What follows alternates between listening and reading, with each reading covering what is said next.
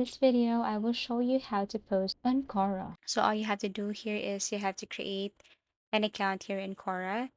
And then once you have your account, and then you can just simply post whatever you want. So if you go to this part, you will see this post option. All you have to do is to click this one. Now you can ask anything here. You can set this to everyone, or if you have your space, let's just say your post is intended only for those who are members of your space.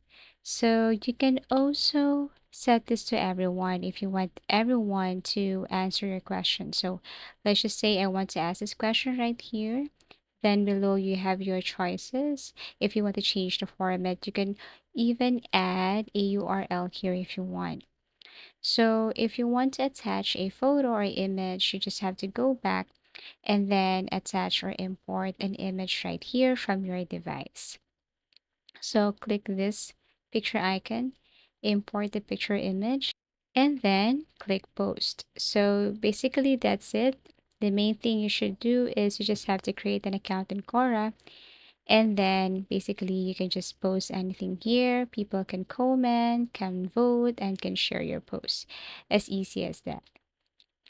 Thank you for watching. If you want us to create a new tutorial or new topic, just please do comment down below.